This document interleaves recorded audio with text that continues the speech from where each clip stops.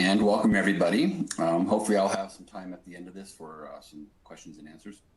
So today we're going to be talking about complex trauma and assessment tools that you can use to inform your approach, or your evaluation and your approach and your treatment monitoring of folks who have basically experience of trauma and complex trauma in their lives. So moving along. Today's goal is of the presentation is I hope that you will leave with a working understanding of what we describe as complex trauma. Also understanding the influence that these types of traumas have on emotional, behavioral, and personality functioning into adulthood and sometimes throughout a person's entire life. Also, the goal is that you will gain insight into how a person's or individual's trauma or traumatic response symptoms reflect their pervasive history or their traumatic stress history specifically. We'll talk about that in a bit. Also, you should have some familiarity with the individual processes and manifestations of pervasive trauma in a person's stress experiences in their life. Also, understanding how recovery from pervasive trauma or complex trauma may be encumbered by a person's emotional, their information processing, and or personality factors that may be an impediment to their recovery or even engagement in the recovery process, and how to identify that. Also, examine the use of assessment tools to identify symptom presentation. And so we will be going over a few of our tools that we publish at Pearson and some others I'll alert you to as well, so that you can then monitor the reduction of distressing symptoms as you move forward in care with individuals who you have identified as having trauma or PTSD, and more importantly, complex trauma as a contributing factor to that. So the framework for the various types of trauma that we have, actually there's 4 I have on here, not 3, but the one I think that the most people are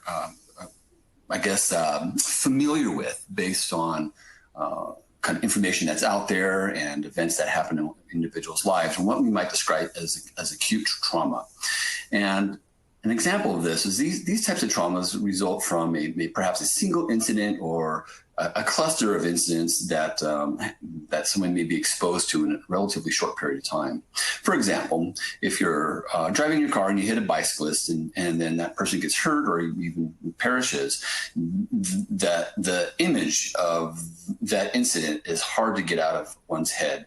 And the repetitive nature of thinking it over or even obsessing on it is a cause of anxiety and stress for that person. And so a person may develop efforts to avoid thinking about that incident or that acute event. Okay. Also, exposure to incidental violence in limited capacity, such as, for example, earthquakes or natural disasters of other sorts, fires, tidal waves, all these types of things, earthquakes and so on.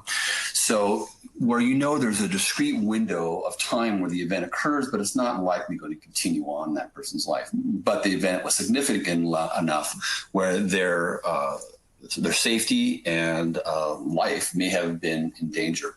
And so those acute moments are kind of seared in for the time being. And acute trauma typically is very responsive to care overall. Then there's what we describe as chronic trauma. And this is something that is caused by repeated or prolonged exposure to physical and life-threatening situations. A good example of this would be domestic violence or abuse. Okay.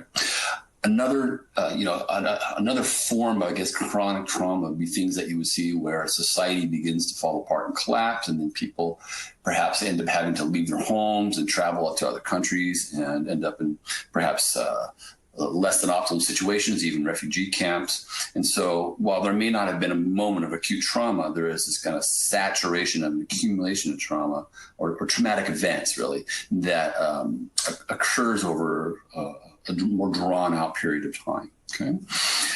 Where complex trauma differs from chronic trauma is that this really results from exposure to varied and multiple traumatic events throughout the course of a person's life, often in an invasive and interpersonal nature. And these typically start earlier in life. So the issue that comes up with these types of complex trauma scenarios is that the person is exposed to chronic stress or chronic instability, perhaps abandonment. And you often see when you have folks who go from foster home to foster home to foster home when they're growing up, these abandonment type of experiences occur. Where also maybe there's proximity to violence. So growing up in a home where there's domestic violence, whether they're witness to it or direct experience of it or both. Or fear, or growing up in fear-inducing environments. Now, a fear-inducing environment doesn't necessarily have to immediately involve aggression, but it could be just a chronic level of instability that you don't know where your next meal is coming from, where your next covered home or covered shelter where you're going to sleep is going to be, or the people that you're associating with are too unpredictable, and so on. So these have developmental impacts. And when it starts earlier in life, we find that these complex trauma scenarios really can have an effect on the neurological development, really the architecture of how the mind develops, and memory systems develop over time. And I'll drill down into that a little bit more in a bit. And then there's also what we would describe as generational trauma.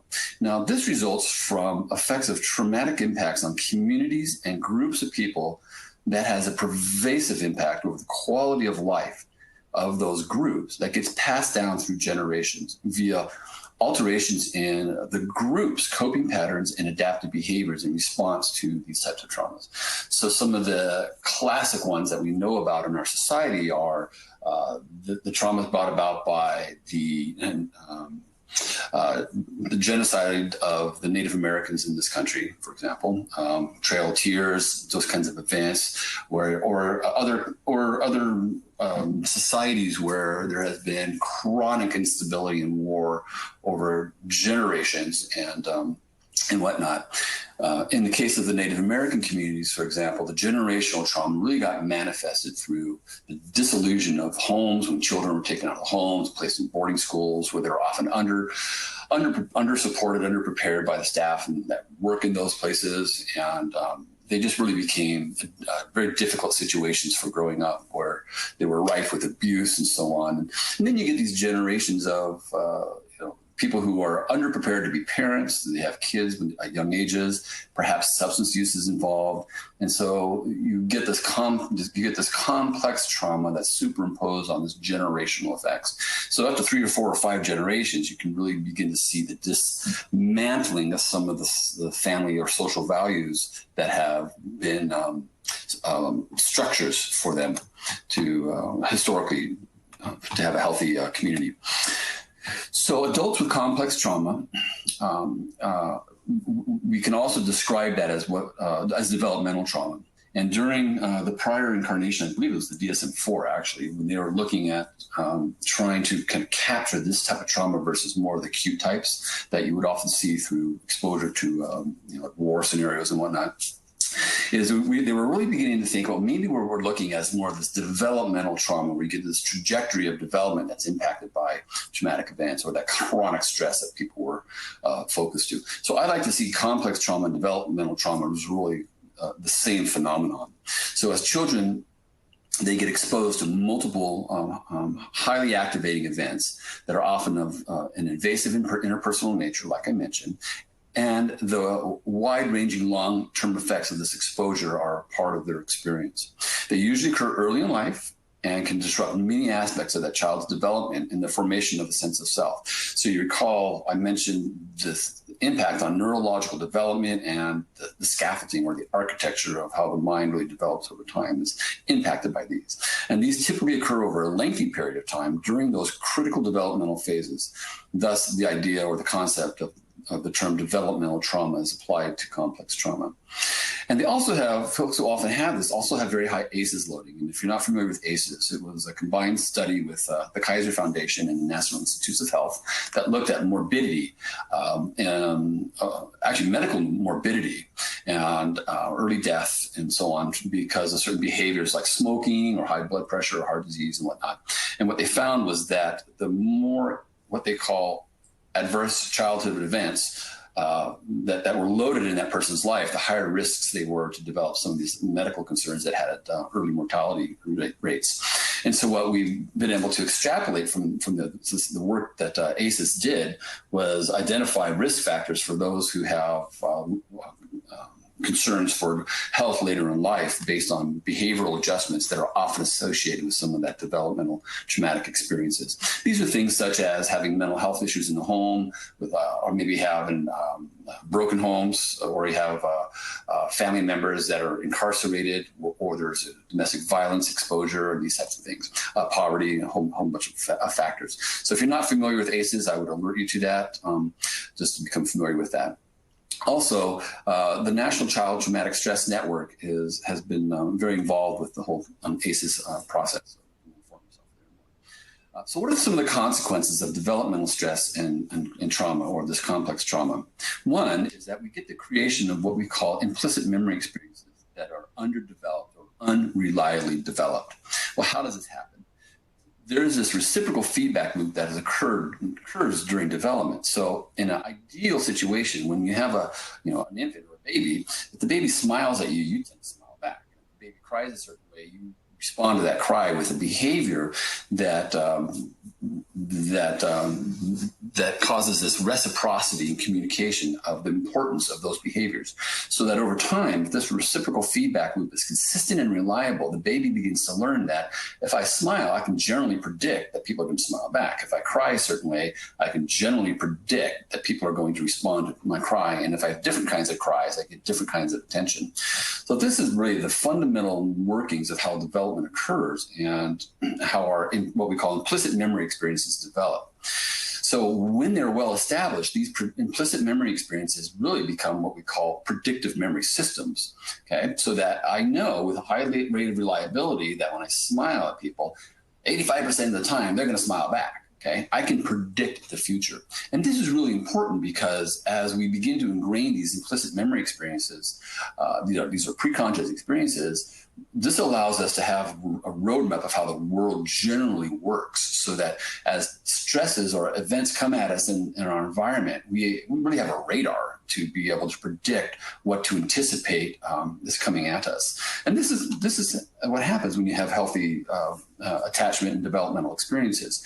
But when you have complex trauma, often that reciprocal feedback loop gets disrupted, where you have inconsistent responses because either there's so much conflict in the home, or the parent is absent that they don't do that reinforcement reliably, or they have inconsistent responses to the same behavior. And so the child doesn't have a lengthy radar, perhaps they have a much underdeveloped radar, as it were. So this, not having this well-developed predictive memory system leaves them unprepared to assess and adapt to those environmental stresses, which causes further chronic stress activation down the line. So the ultimate outcome of this is that they're at risk for developing what you might describe as this more myopic world filter, a shorter radar to be able to see what's coming at them from their environment, with resulting consequences in their coping capacity as well. So some of the tests that we're going to hit over later on will give you some idea of how to see their filters, how they see the world. Also, having developmental trauma or complex trauma, individuals have higher incidences of multiple manifestations of anxiety, such as anxiety disorders, as well as PTSD, or generalized anxiety disorder, panic attacks, social anxiety, agoraphobia, and so on. So we do see higher incidence of this. Also, we see higher incidence of depressive disorders. Often we all see a lower sense of self-efficacy and subsequently a compromised self-esteem. Now, efficacy and esteem are not the same thing, but efficacy is important for self-esteem, and it's one of the building blocks for establishing a positive sense of self. The idea that I can do itness in my world, or my radar works pretty darn well in my world. Excuse me. We also see a higher frequency of somatic concerns in individuals who have complex trauma. And indeed, if folks have done training on chronic pain and pain management, one of the highest factors that we have to evaluate for loading risk for pain management is history of complex trauma. And so in more extreme circumstances, we may have an individual who has some pervasive dissociative experiences, kind of depersonalization, derealization experiences, and these will be across context, not just events that activate the trauma memories. And then In the more severe scenarios, we may even see some characterological instability. And one of the theories, prominent theories underlining the development of a borderline personality disorder is that there is the characterological underdevelopment that's often associated with that because of the presence of complex trauma or developmental stresses. Also can have a negative impact on interpersonal relationships, and also may have maladaptive or destructive coping skills. So what we often see with folks who have that shortened radar because they've grown up in these developmental traumas and stresses is that if it's difficult to predict what's coming to you from the world, is that you will often rely on people in your immediate environment to give you some immediate feedback, to the feedback loop, that reciprocity about how to respond to the world. And while this seems like a great strategy to cope with the world, what ends up happening is someone who's at risk, who has complex trauma or developmental trauma, will over rely on the relationships in their world to be the kind of primary filter for coping with the world, which is great initially, but people are human and they begin to show their flaws and errors and human capacities and limitations, and those relationships begin to falter and they often will break. And then you go on to the next one and the same cycle happens. And so this causes a lot of relational distress for individuals. So the PTSD symptoms that we know of in the DSM that are then compounded by some of this complex PTSD or complex trauma. One is that they may be reliving the traumatic experience. This could include having obsessive ruminations, nightmares, and flashbacks on events that have happened prior in their life. Okay? Whereas PTSD today, maybe they hit somebody with their car on the bicycle, and that was an acute PTSD activating situation, but they maybe have that. Having that compounded by the presence of some of the emotional instability that's associated with the complex trauma. We see avoidance. We often will see changes in beliefs and feelings about themselves or others, and usually these are not for the better. These are more often kind of negative self-appraisals. The hyperarousal, I mentioned that in regards to also pain management and these kinds of issues, that the hyperarousal is kind of the up activation is one of the components that we see with complex trauma that gets exacerbated by current activations from a current PTSD activating event. Somatic concerns, lack of emotional regulation. So we'll have kind of frustration can lead to anger, or fear can lead to terror very quickly. And changes in consciousness, such as dissociation, the internalized negative sense of self or self-perception. And then chronic feelings of shame and guilt that leading to some of these characterological impacts, where you have this really negatively internalized sense of kind of who they are, underdeveloped sense of efficacy, shame about their status of life, who they are, how they are, and so on. And then sometimes behaviors that are dysregulated really causes immediate problems in their world. And then they have to deal with the often active guilt associated with creating tears when they're maybe not necessary, tears in their relationships. Also having negative impacts on those interpersonal relationships, as I just mentioned, and then compensatory coping skills in an effort to self-soothe. And we will often see this in perhaps substance use, other high-risk behaviors, such as promiscuity, could be self-harm behaviors, such as cutting on themselves and so on. So why do some respond to treatment for post-traumatic stress disorder better than others? And this is where the trauma history really matters. And this really started when we were, a lot of the work that we know about PTSD, as you're aware, it comes out of the military and the Veterans Administration and so on. And what they found was that studies with veterans with successful PTSD treatment, which as they had an acute incident, they got care for it and they recovered, and they compared those to others who had exposure to the same acute incident but did not recover successfully as their peers. And what they found was that those that had a history of developmental traumas were preceding these events, so that grew up in these stressful home environments, perhaps in poverty and whatnot, were more likely to struggle with recovery than those that did not have these developmental traumas. Thus, the concept of complex trauma was formed in an effort to differentiate between the two PTSD subgroup types, as it were. Okay. However, the DSM doesn't really differentiate subtypes of PTSD beyond chronic and acute, nor does it have the terms for developmental trauma, even though it was recommended. And perhaps in the future incarnations, we'll see some more sophistication regarding language around this, one would hope. So developmental traumas often manifest in other ways than the classic overt symptoms of PTSD. So using tools to help us understand and discern this is helpful. So understanding the manifestations of complex trauma can assist you as a clinician in how really to calibrate your treatment approach, or even start it sometimes, and then maintain it if you do start it for a certain period of time, or longer or less, depending on kind of the nature of the manifestations, so that folks can recover from these experiences. So how do clients with complex trauma often present to us in treatment when they come in? Well, the number one thing that they usually bring in is anxiety. Okay, now, anxiety is a pretty broad term, kind of captures a lot of things, and it can be something that kind of washes over us. Okay, so I like to try to operationalize that a little bit.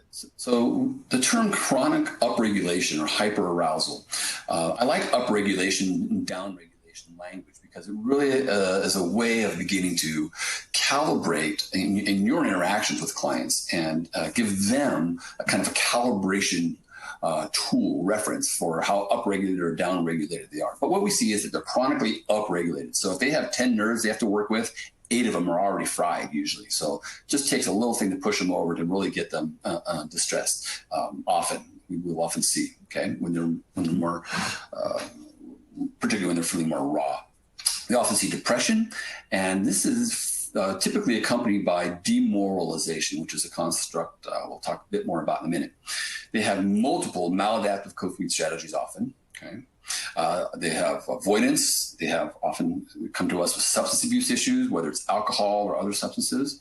Often engage in high-risk behaviors, as I mentioned. Those could be the substance use, but it could just be, having a poor picker for the relationships that they get into that are often high-risk relationships as well. They may engage in self-harm or other compulsive behaviors, such as overeating. They may have compulsive sexual behavior, compulsive binge purge behaviors, and so on. We often see that affective lability is a part of the package with folks who have some of this coming in the door if they've had complex trauma, okay? Then dysregulation of both internalizing and externalizing behaviors. So a personal dissatisfaction with something they did descends into feelings of self-loathing, for example, or a perceived slight by somebody else extends into an eventual rage attack, which would be an externalizing behavior. Okay. Also, the ease of dissociative experiences, so the kind of being detached from their feelings, or the numbing that often is shared with folks who have this.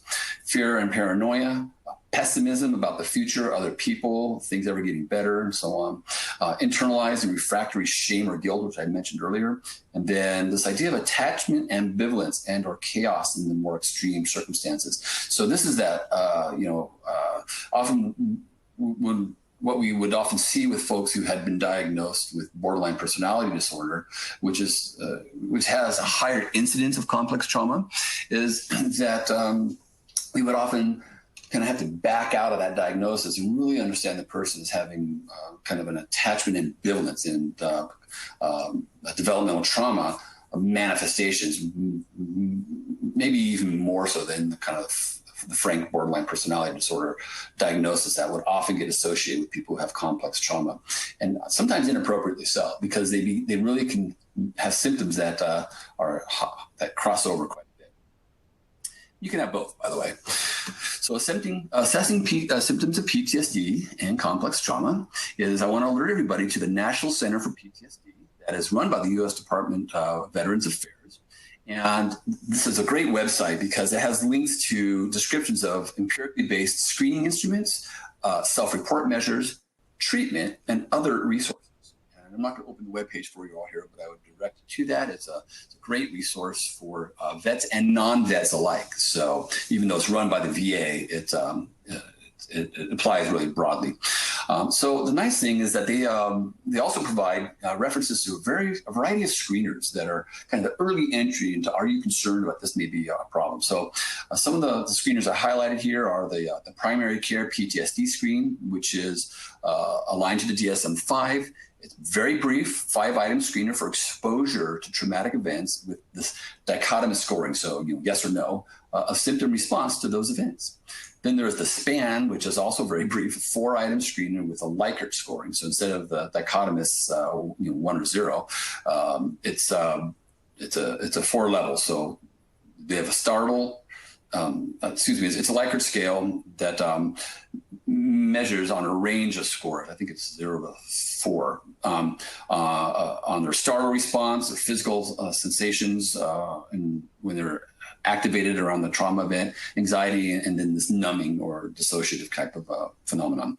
Then there's the SPRINT, which is the short post-traumatic stress disorder rating interview. And this is an 8-item screening with a 5-point Likert scale that measures intrusion or intrusive thoughts, avoidance of those thoughts, numbing, arousal, somatic malaise, kind of like shutting down, and then stress vulnerability, and then finally role and social functional impairments. So very nice screener. And then there's the trauma screening questionnaire, or the TSQ, which is a 10-item symptom screening designed for use with survivors of all types of traumatic stress. It's based on items from the longer PTSD symptom scale, which is a self-report that was published in 1993. And it has 5 re-experiencing items and 5 arousal items. So very nice tools to have in your repertoire if you are working with trauma folks. And then the more formal assessment tools that are related to PTSD and complex trauma that are designed specifically for that. The webpage I referenced has 34 measures published by them, or that they've actually developed at the VA. But then they have 16 other PTSD specific measures that are by external publishers that you can read about and find there. And these include the adult interview, structural clinical interview. There's adult self-reports, where these are adults doing retroactive. Some of those are retroactive reports. Some of them are also current. You have child measures. You have DSM-5 specific aligned measures. You have the trauma exposure questionnaires, a series of those, and then some specific ones to deployment for VA to veterans and whatnot, which really span from the impact on family functioning to various life stressors, but those are more deployment or post-deployment specific. So, and I'm really speaking more broadly beyond just the military. So let's try to get a deeper understanding. So once PTSD, and particularly this idea of complex PTSD, is suspected or really established, how can we better understand the deeper impact and adjust treatment accordingly? How do symptoms metabolize in a manner that we can track in response to treatment? And this is important, okay? Particularly for folks who have had lifelong chronic PTSD, and then they have had compounding severe, significant PTSD on top of it, is they may have fairly ingrained and entrenched personality factors that are going to be there for really probably the course of their life. And part of what we may want to be able to, what we can do with them is help track those and dampen them down when opportunities for them to flare up occur, such as COVID, for example. Okay. And we've all seen in our clinical practices that COVID is creating quite a bit of distress in the world from what we're seeing and hearing. So then how do we assess critical risk variables to self-harm, as well as risk variables to even engaging in treatment? Okay. So I like to use a bit of a strategic approach when we are diving into this domain with our clients. So one is how do we assess the deeper, more subtle manifestations of complex PTSD? One is I like to use the NMPI. Now the NMPI-3 just came out. Today I'm going to be talking about the 2RF, which is the 3 and the 2RF are very similar. We just don't have profiles yet. I don't available for the 3 for me to use. So we'll be using the 2RF, but pretty much most of the stuff crosses over quite well. And then I'll also be talking about the MCMI-4 for more severe disruptions in the psychological status of that individual if it's of concern. So if I'm seeing somebody who I'm really thinking they're having more pervasive and even characterological roots or impacts from some of their developmental trauma, I'm going to also give the MCMI, okay, or the Moran test. So we want to do this also once they are engaging in care with us, or even as they're beginning to engage, is you want to track the more acute impact on mood and anxiety, including self-harm risk, throughout the course of the treatment. And what I like to do is to use rapid assessment tools such as the BECS. Okay, so you got the BDI, the depression scale, the BHS, which is the hopelessness scale. Then you got the BEC suicide scale, and then the anxiety scale. Now, important caveat is the BDI. Since we're talking about self-harm risk and whatnot, the BDI-2 does not predict suicide. Okay. Having said that, there is an item on the BDI. Basically, it is pessimism. The items that assess pessimism. Now, pessimism is a risk for suicide. Pessimism is in essence hopelessness. All right, things are not going to get better. Why carry on? So the BEC hopelessness scale is very important, particularly if you're working with folks that are chronic self-harmers or potentially at risk of suicide, which is how you have higher incidence of this with chronic PTSD, chronic complex trauma. Is that the BHS in Beck's work when you looked at 15 clients and I think the equivalent is 15 clients in a longitudinal study. They found that 12 of the 15 had tried to commit suicide, and 9 were successful at it when they had clinically elevated scores on the Beck hopelessness scale. Okay, so if you suspect that's a risk, and you have somebody who is a chronic self-harmer, and they have a high BHS scale, then I would also give them the BSS, which is the suicide scale, which really differentiates level of risk and severity of suicidal ideation between active and passive. So often folks who have chronic PTSD will have kind of latent passive suicidal ideation. Well, I would just be better off dead. If a bus hit me, it wouldn't be a bad thing. Versus I have a gun and I'm going to go out in the field on Sunday when everybody's at church and I'm going to finish this. Okay. 2 different experiences. And then the BAI, which is the anxiety index, which is important to know. And you can use these throughout the course of your care once you've established that you're dealing with some of these risk dynamics. Let's go on. All right, so let's talk about the MAPI-2RF. Why would I want to use this in assessing trauma-related conditions? Well, first of all, the MAPI tests provide objective means of assessing emotional disturbance in response to life events. Okay, and these are important because it really can help support your diagnostic formulation so that you have some confidence in what you're seeing, okay, and what they're telling you about their experience. It assesses the credibility of self-report symptoms as well, which is important. And then it's a good measure of treatment readiness in response to intervention, as you'll see as I drill down later.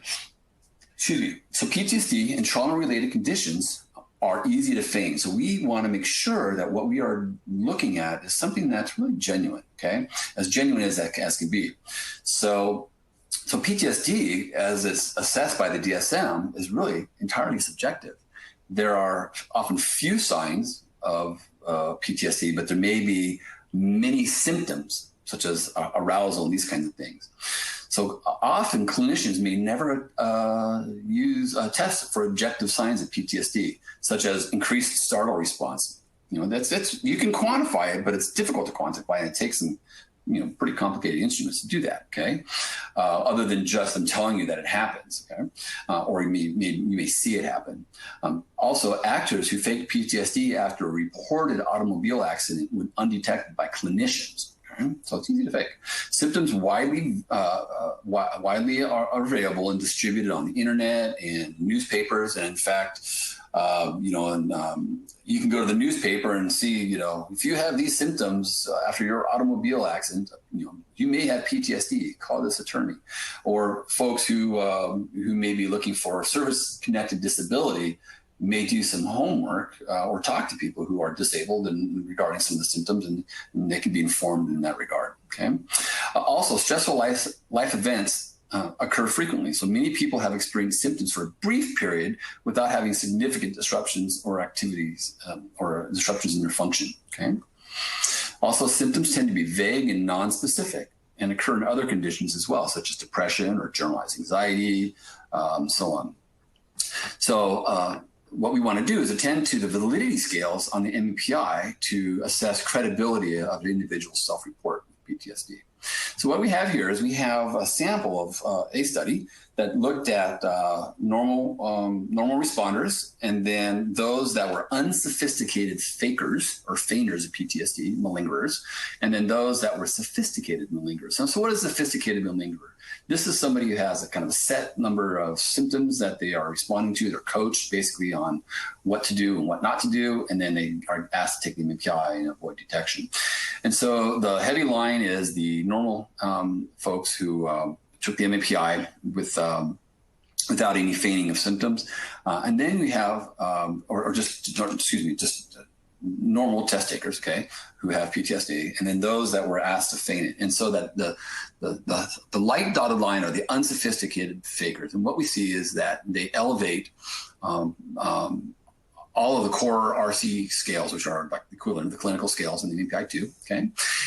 And then they don't really depress anything, so they're all in the elevated range, which is what we typically see with people who are over-reporting on PTSD. And we see some spikes in some of the domains on the specific subscales, supplemental scales as well on the RF. Whereas when we look at the sophisticated fakers, we see an elevation in the ranges of the somatic mostly, and then depression, and then distress. So RCD is demoralization or psychic distress. So what we see is that they say, yes, I am really not feeling good. I'm suffering here. And my RC7 is also elevated, which is going to be like their anxiety scale generally. Okay. And then as we see, some of the other clinical scales are just right at the threshold, but they don't float everything to the level of invalidation that you would see with the unsophisticated feigner. So it's important to be able to catch this. Okay. And these are just the clinical scales. So what we do see, though, is that the feigners will often blow out the clinical scales. And so, the validity scales. And so I don't know if you can see this very well, but, if the threshold would be 65 or higher on validity scales. But what we see is we see scores well over the 100 range here, particularly for the F. And if you have any of the F scales are over 100, then you're looking at an invalid profile that will not be interpretable. And actually, if you're doing the auto interpretation, we won't give you that information. It'll just say, hey, it's invalid and you can't interpret it. And so don't try. All right, so knowing that we can capture folks, how can we, who are over-reporting and with a high level of reliability generally, is how can we use the RF to facilitate diagnosis and treatment of trauma-specific stuff, okay? So once you've established adequate engagement in the evaluation process, what do you look for in the MMPI in trauma-related conditions? Well, the RF scale elevations that we want to go to look to, we want to see those that are consistent with trauma-related conditions. I'm going to go into those in a sec. So what MMPI-2 RF defined factors influence treatment, engagement, and outcome? Okay, so these are going to be important questions for us. So what are going to be barriers to care and engaging? Okay, and what are important considerations for timing of intervention if you know that they have PTSD? Because there's going to be factors that are measured by the MMPI that'll tell you when to start or not to start, and how to do so. Okay, so what we see, MMPI-2 profile scales that are consistent with post-traumatic stress disorder, is we're going to anticipate seeing an elevation on RCD, which is demoralization. And demoralization was in the MMPI, in the prior MMPI 1 and 2, we often would see a floating of all the clinical scales. When we did the RF, what we did is we tried to pull out the factor that was floating a lot of the scales that caused a fair amount of homogeneity when you had folks in distress. And that factor was what we described as demoralization or psychic pain. I'm suffering. So the RCD scale elevated is typical of PTSD. RC2, which is going to be tapping into some of the somatic complaints and whatnot. RC7, which is going to be capturing some of the anxiety. Sometimes RC8, which is kind of unusual experiences. And then RC1, which is going to be giving you information about mood and depressive kind of states and so on. So what we often see is that on these scales, scores greater than 65 are seen in veterans screening positive for post-traumatic stress disorder, and greater than 65 found in women who have sexual trauma, which is MST represents sexual trauma in that group, and PTSD on top of that. So specific problem scales that we see elevated are anxiety, anger proneness, self-doubt, and social avoidance as well, with anxiety having the largest effect size. So we can begin to anticipate that if you see elevations in these scales, plus the history you've gained from doing your interviews with them, that you're very likely going to be seeing somebody who has legitimate PTSD. But PTSD does not stand alone. There's often a fair amount of comorbidity with it as well. And it's actually the rule rather than the exception. And this is, we will often see this through symptom overlap with other disorders. Also, trauma causing generalized distress, which we would often see with that RCD being elevated, and other disorders that are in addition to PTSD. So you will often have comorbidity of depression, comorbidity of anxiety, and then PTSD. And perhaps eating disorders and other things as well. Okay, so response to stressful life events assessed by the MMPI-2RF with implications for treatment engagement will be most intensely measured through the internalizing and and then the other end of the coin, the externalizing. Okay, and one group responds better than the other. Okay, so the MMPI-2 scales that assess internalizing versus externalizing response to trauma that you want to be familiar with, and through a series of studies that were done by a number of folks. So Forbes in 2010 found 4 classes of PTSD defined by the sci-fi scales, which is a part of the MMPI. These were the high internalizing group, which had on the sci-fi, which is the personality scales on the MMPI-RF, included higher elevations in negative emotionality, also kind of neuroticism, as well as psychoticism, or just really atypical, unusual experiences. Then there was the moderate internalizing group, which also had elevations on negative emotionality, but they differed in that they had higher scores on introversion, low positive emotionality, kind of this negatively internalized sense of themselves, okay, versus the other group, which is more of the externalizing kind of oddness. Then there's the frank externalizing PTSD group, which had, on the sci-fi, had elevations on the aggressiveness personality factors as well as disconstraint. So these are going to be the actor-outers, okay? And then there was just a low pathology group, okay, which didn't have any loading on the sci-fi scales. Another study that was done by Koffel et al. Found it was a longitudinal study that indicated the presence of many of these factors, these sci-fi factors, prior to the life events that caused the referral for the PTSD evaluation.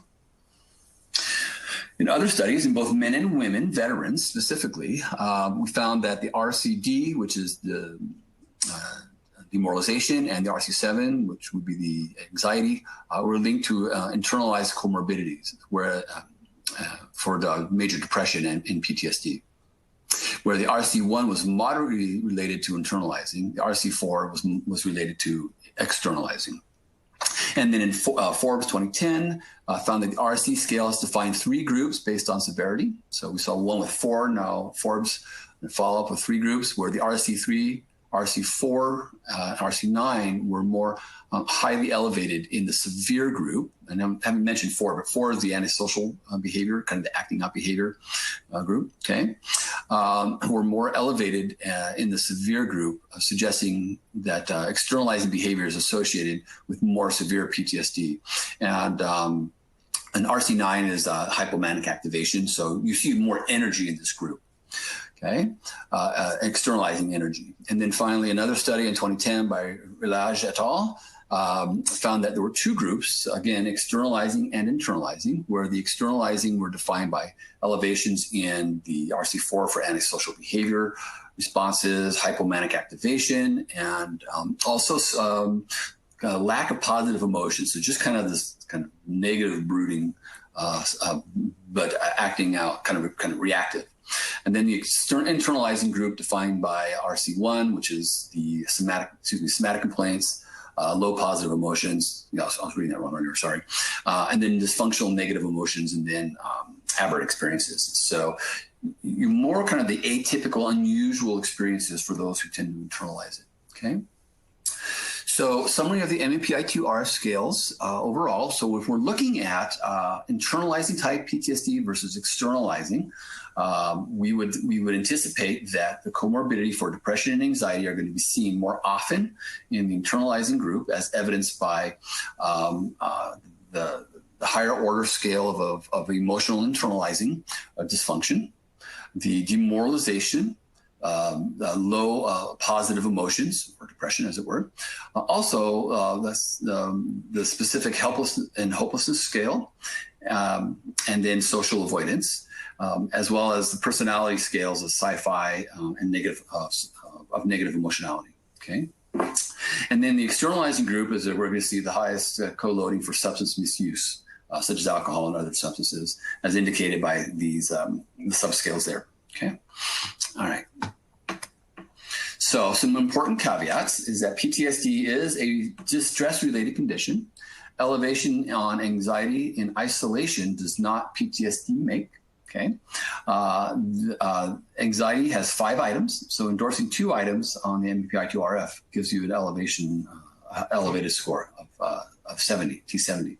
So there's limited coverage of PTSD symptoms specifically, such as nightmares, because the MBPI is not a PTSD targeted scale. It's kind of a broader scale, but it has many components that give you information on the aspects and manifestations of someone who has that condition in place.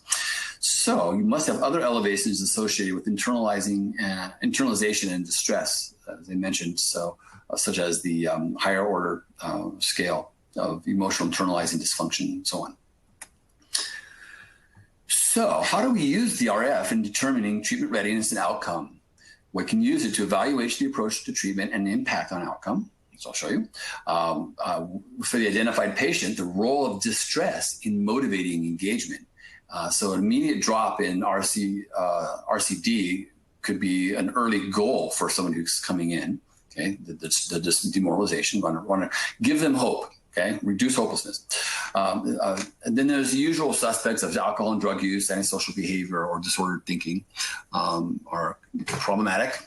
Okay, and then less obvious culprits such as cynicism can be a barrier to care, which the MBPI picks up on. So how is the client likely to engage or not with the treatment provider? So the MBPI gives you some data regarding the interpersonal factors related to that. So the first step, what we want to do is, does the person have the ability to benefit from treatment based on accurate communication between them and us? Are they being forthright and frank with what's going on?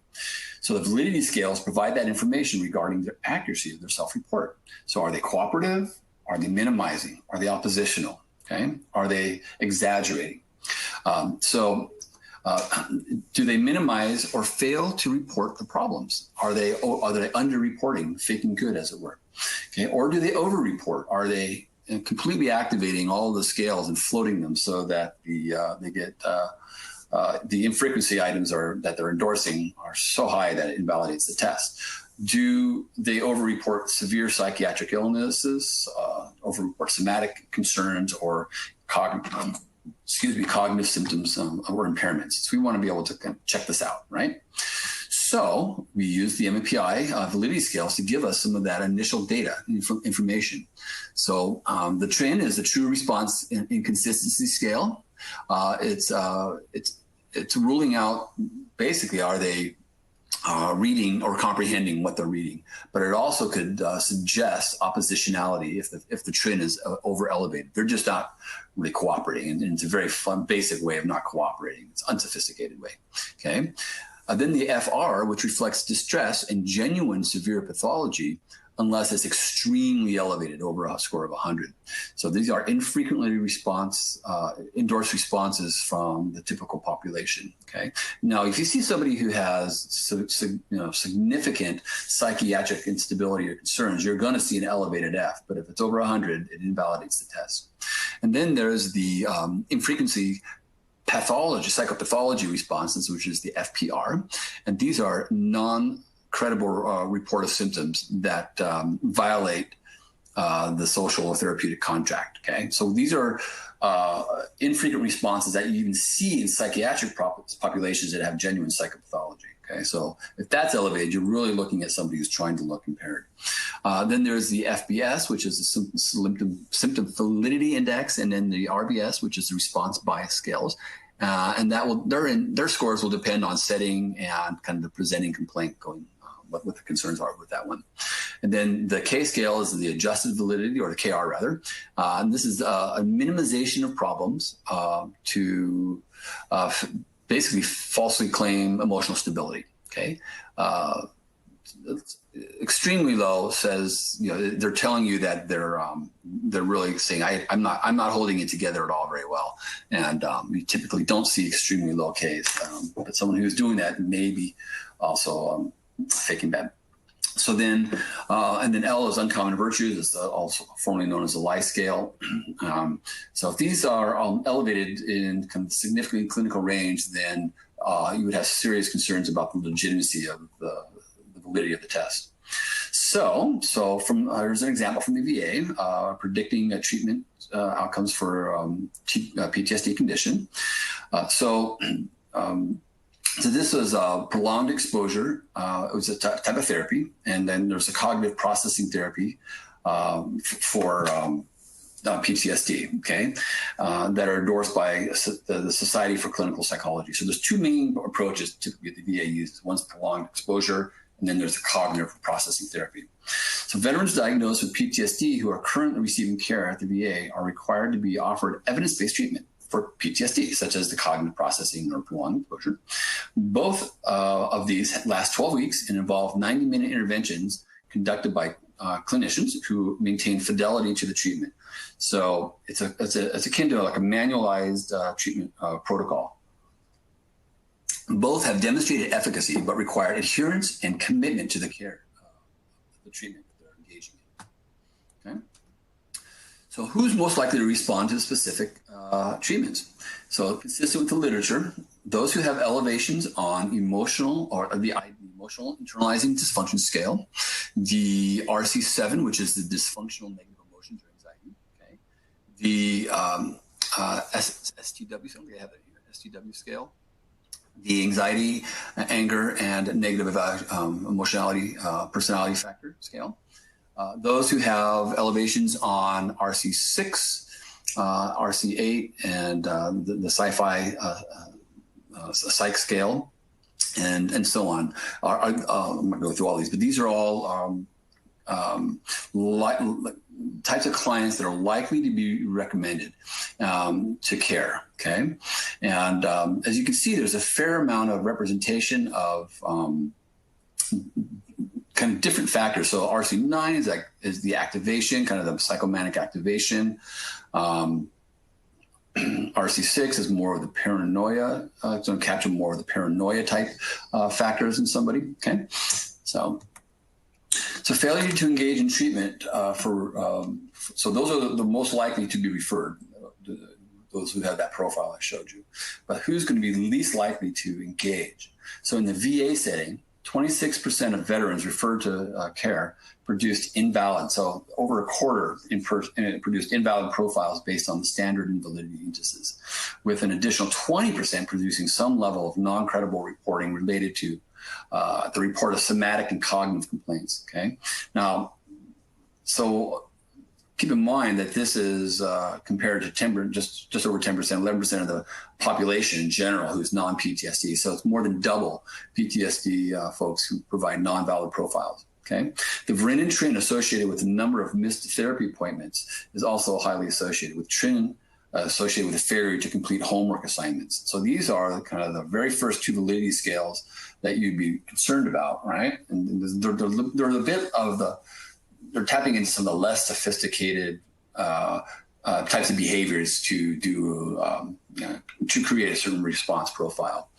And then the F psychopathology scale elevations also associated with a number of sessions and lower therapist rated engagement. So as that goes up, the PTSD treatment clients just in general had less overall engagement with the clinician.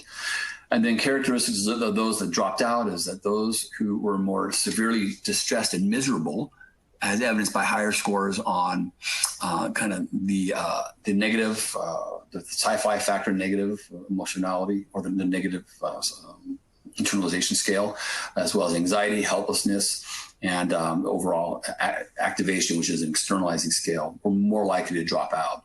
Okay, so being distressed, angry, and activated is not a good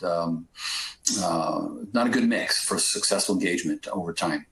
Then those who refer to either of the two types of evidence-based care had higher levels of anxiety and distress, but those at the highest levels may not have been ready for such demanding treatment.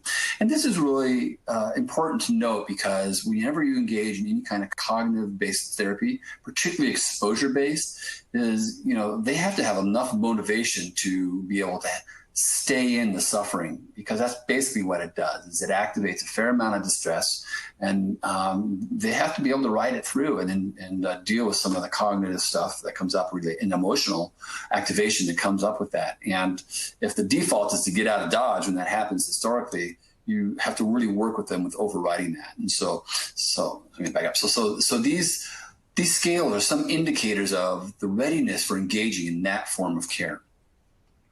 So then compliance with care, as the MMPI scale are predictive of processes associated outcomes. So, for example, the number of failed appointments is predicted by high levels of demoralization, okay, as well as a sense of inefficacy. Remember, efficacy is I can do itness. So an elevation on the NFC scale means I have a low sense of I can do itness. Okay, my efforts don't have benefit, and then the anxiety scale. Also, the number of times that they're late for appointments is predicted by the inefficacy scale, as well as anxiety, and then, oddly enough, aesthetic literary interest, which is no longer on the MMPI-3, by the way. And then the more distressed, ineffective, and somatic their experiences are, they are again less likely to be able to engage actively in treatment that demands a high level of investment, cognitive and emotional investment. So that's an important factor when starting and timing. And then RC3 cynicism as an overall barrier to care.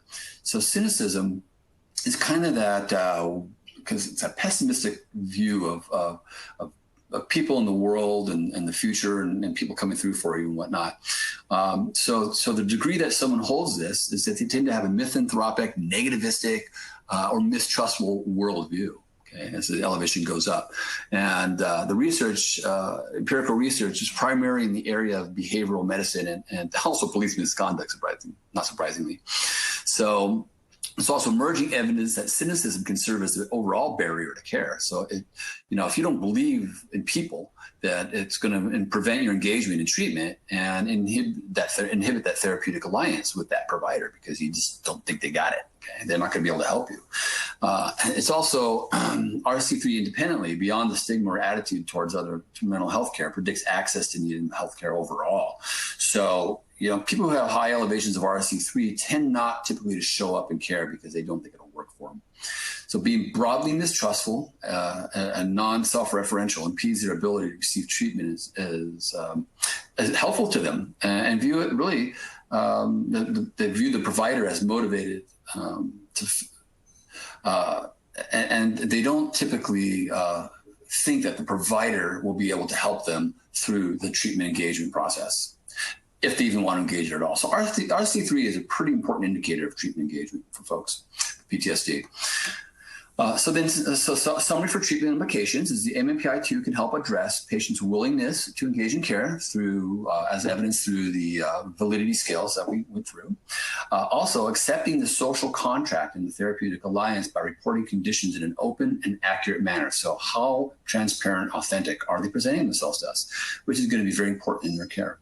And then the levels of motivation. So if RCD is elevated, that means they're suffering, okay? And they're going to, that is actually a motivational factor, because people want to not suffer, okay? And then for some structured compliance intensive programs, amelioration of those acute symptoms of distress, of those acute symptoms, and doing stress reduction techniques might be necessary before they actually get referred to more trauma-focused care. So how can you need to do preliminary work on distress tolerance, or helping them do down regulation through self-soothing and being able to get down from on a scale of 1 to 100, and if they're floating around 75, 80 all the time, and that's going to be an impediment to engaging in care, you want to get them down to at least below 50. maybe in the 40s or even 30s range. Okay, and then also their attitude towards the treatment provider. So if they have externalizing traits such as R4, RC9, and aggression, and the disconstraint personality factor, they're going to be less successful. If they have high levels of interpersonal passivity, they're going to be less likely to engage, as well as aggression, can be less likely to engage. And then cynicism, as evidenced by RC3, they're going to be less likely to engage and care. So you're going to want to really try to mediate some of those before you do the formal care. All right, so here's a sample of a 43-year-old female who was never married, and she had a traumatic hand injury. And so some of her significant, she had a hand injury, basically, which was the activating traumatic event, okay? So that was the PTSD acute event, okay?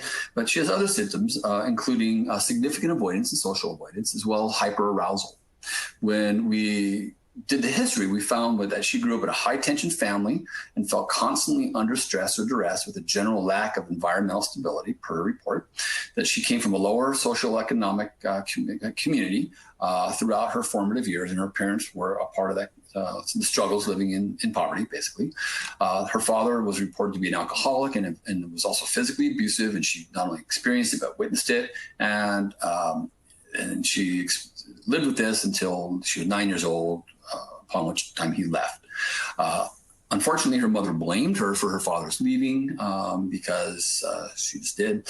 She conveyed messages of worthlessness during these formative years to the client, and mother frequently had relationships with boyfriends that involved interpersonal conflict as well. So there's just a high level of activated emotionality in the family throughout most of her formative years, and most of it, if not all of it, was pretty much negative for her.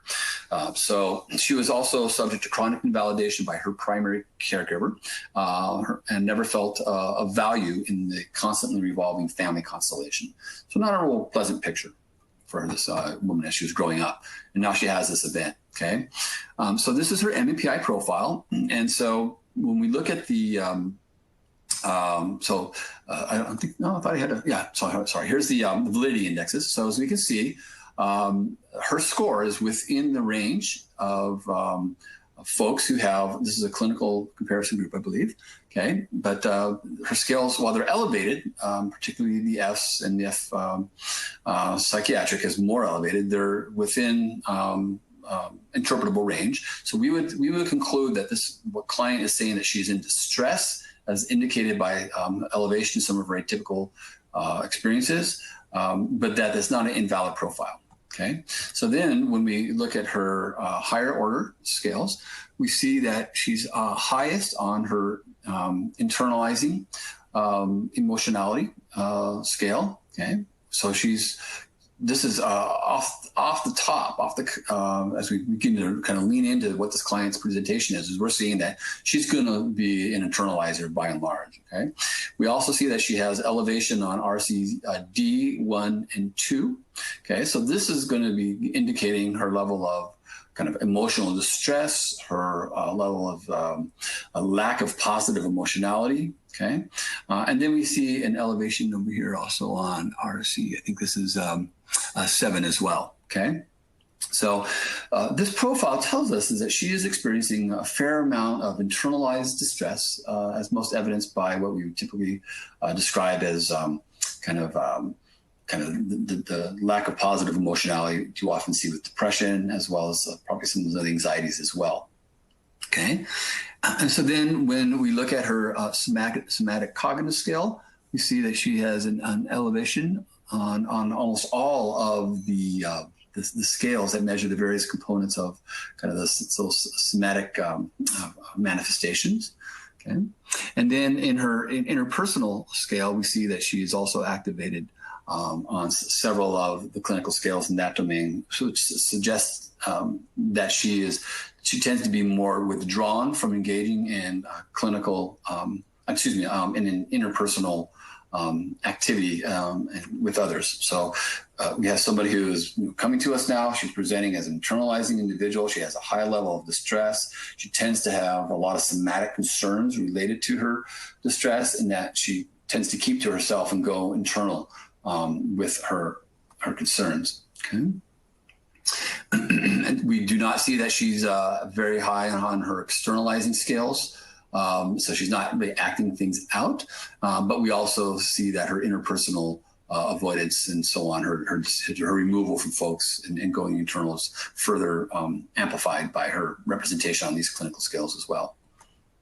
Okay, and then when we look at her sci-fi scales, personality scales, we see that she has activation. It's hard to see this now, but most on her kind of the internal and some of the atypicality scales as well. Okay, kind of the psychoticism.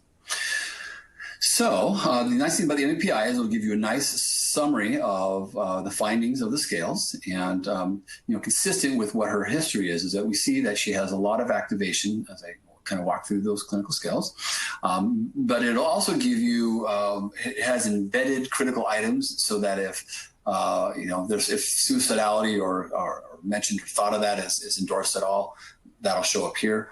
Some of the more atypical scales you'll see here as well listed, but you can in your report you can list all the content items on there, and it'll give you a representation of this person's response relative to the normative sample and how frequently or infrequently it occurs.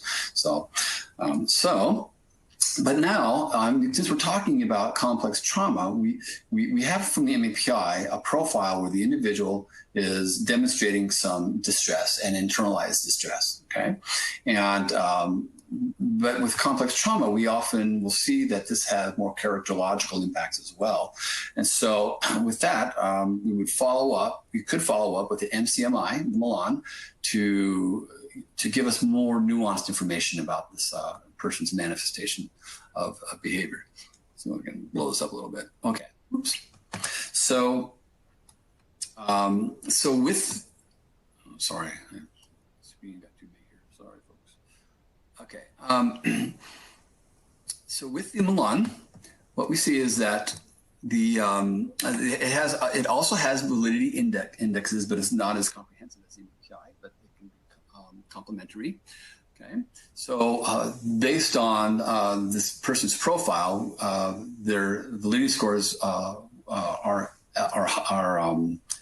elevated, but not invalidating.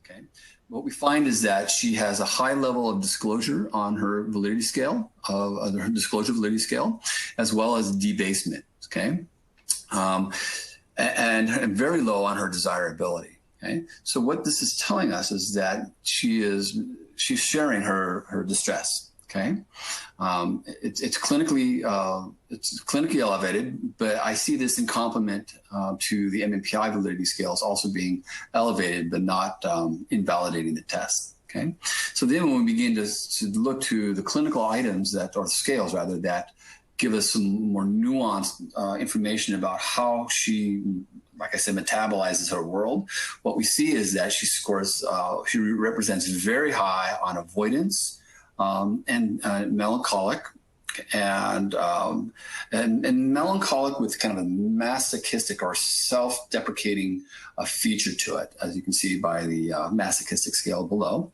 and then a dependency factor. So we have a person who's representing themselves as having kind of high level of distress, kind of chronic distress, that is highly anxious, self-deprecating, dependent individual that is really not experiencing a lot of pleasure and happiness in her life. Okay, and then those are the kind of the primary dominant personality factors of this individual. Okay, when we look at her scoring on the more severe personality factors, we see that she is in the type range, personality type for a borderline. Now, you may recall earlier I said that complex PTSD and borderline personality disorder are often kind of considered one or the other, or perhaps even both. There's a bit of a comorbidity in those diagnostic categories. I find that when you approach somebody who has this personality type, that using the language and focus of PTSD treatment is often a destigmatizing way of operationalizing your care as well. And but this is consistent with what she has been sharing with us regarding her overall distress. And then when we look at her specific psychopathology scales, we see that her generalized anxiety is elevated, that her post-traumatic stress is also elevated, consistent with what we've been finding, and that she is majorly depressed is endorsed high as well. So we see a convergence from the MMPI and the MCMI regarding not only kind of her kind of more present manifestations that the MMPI is giving us kind of a flavor for how she processes her world, but that the MCMI is really pulling information from a more pervasive personality style that is something that we often see as a result of having complex trauma experiences. Okay, let me go up here. I'm going to shrink my screen a little bit. See you there. All right. All right. So then Moran also has what we call the facet scales that kind of teases apart to various domains. So we have the avoidant facet, kind of the melancholic facet, the masochistic facet. And these were, as you recall from the prior slide I showed, that those were the high elevated scales, core scales that we were concerned about. So when we begin to drill down into the scales, we can get a flavor for the type of loading for her avoidant behavior. So, for example, she's very vexed. She's very stressed out. So her response to a vexatious content is, I said you have 10 nerves and 9 of hers are chronically fried, right? Also, a kind of a sense of self-alienation and interpersonal aversiveness. So she does not really care for how she is or who she is based on her internalized constructs of herself as a person. Then the melancholic loading was, when we drill down, we see that she is cognitively fatalistic. My life is not good. Things aren't going to get better. I'm not worthy, as evidenced by the worthless self-image, and that I experience just a really dour, kind of woeful sense of myself in the world. And as you can see, the melancholic is very high as well. And then we have the masochistic, which is this highly elevated sense of this underserving sense of who she is, her self-image.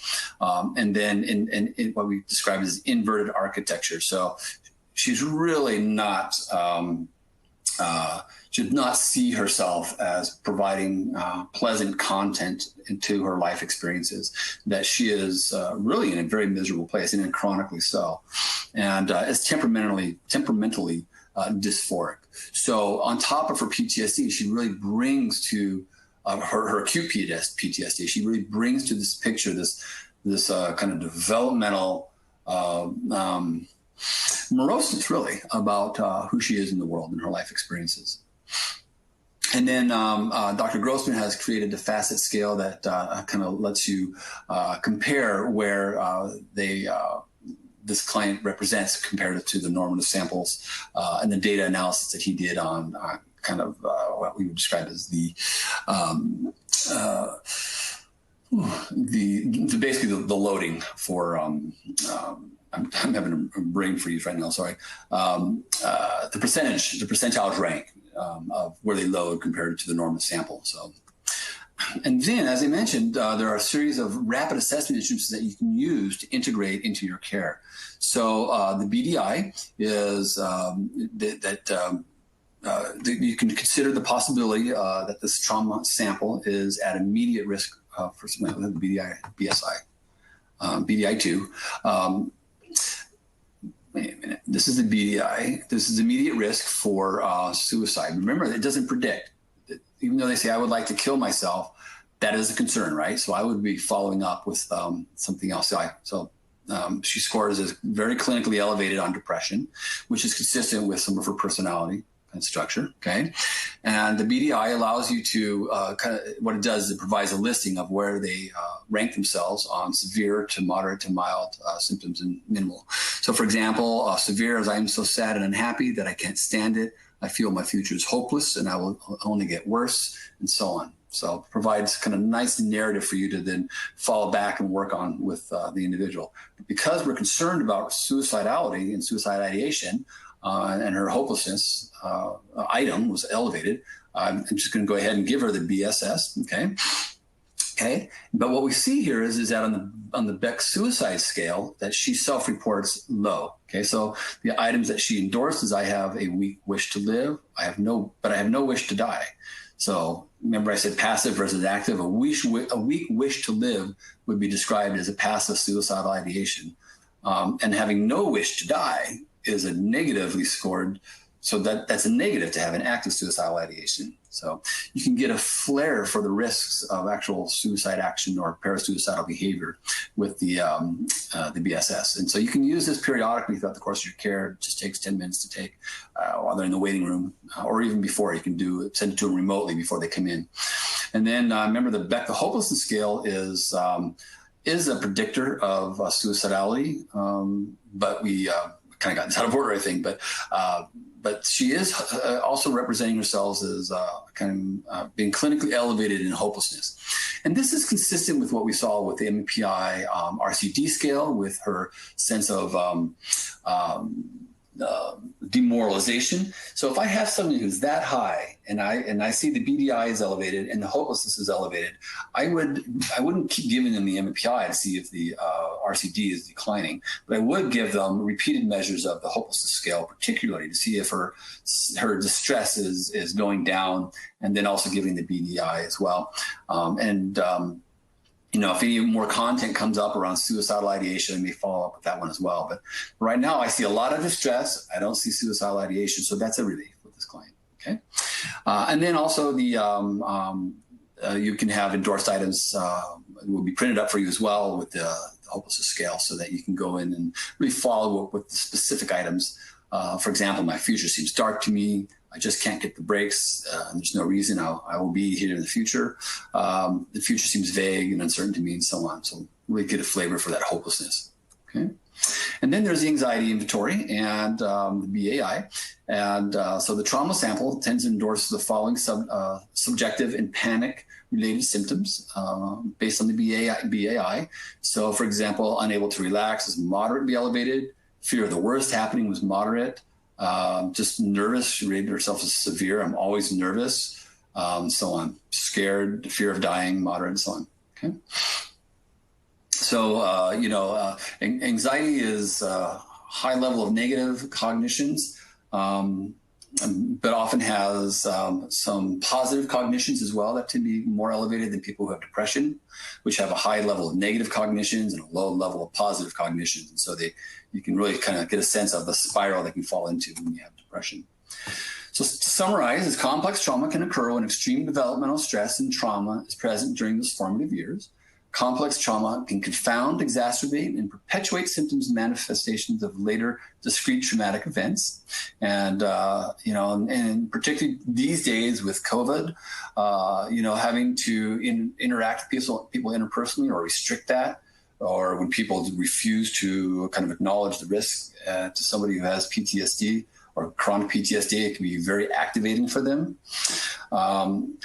So trauma effects can also be observed in face value measures of symptomatology, while complex trauma effects can be assessed by more comprehensive personality and psychopathology measures. And I hope I was able to capture that for you.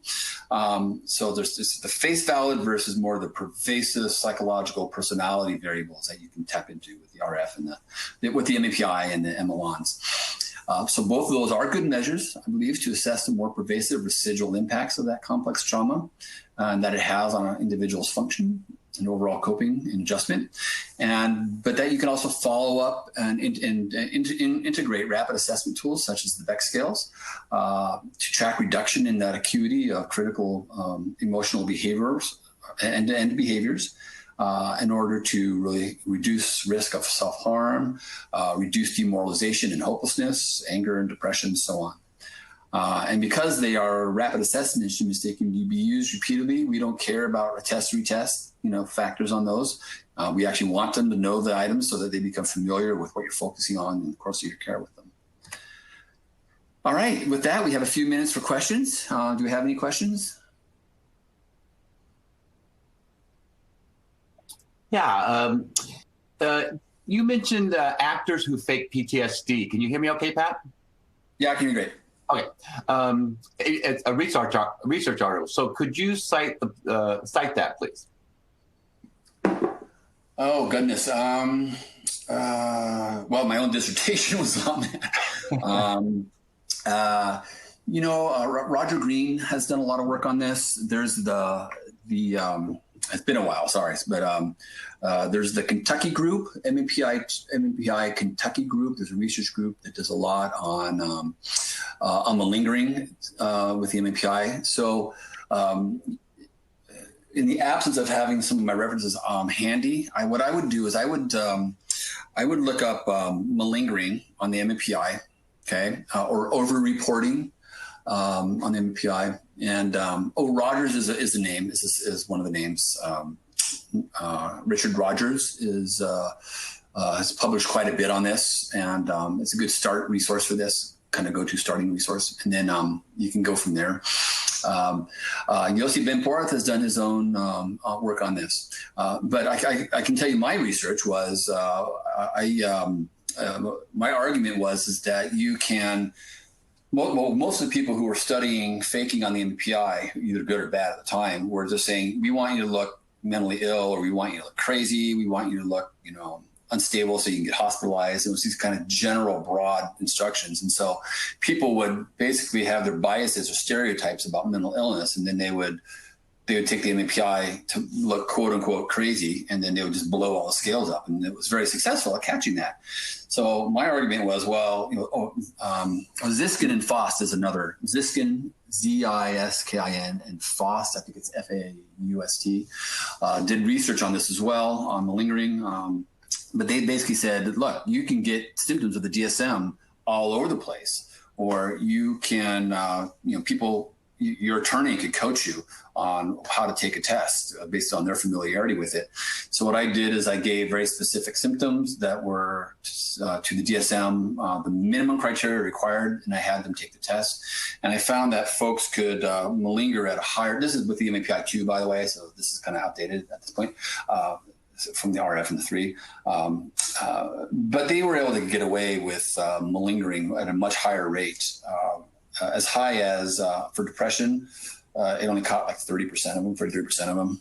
And mania was able to really easily be faked with only about 7% getting caught. So, something to be aware of.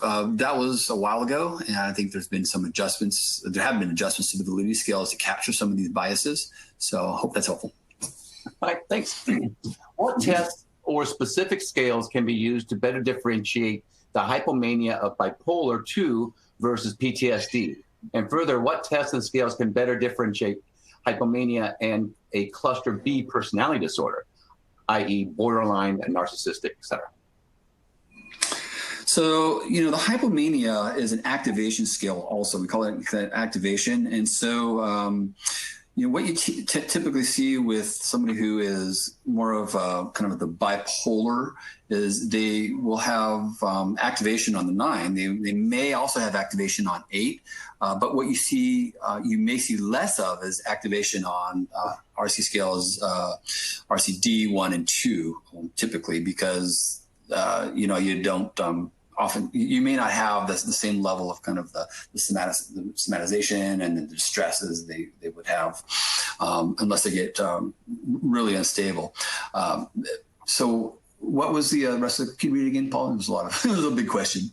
Yeah, and for what tests or scales can better differentiate between hypomania from a cluster B personality disorder, borderline, narcissistic? Okay, so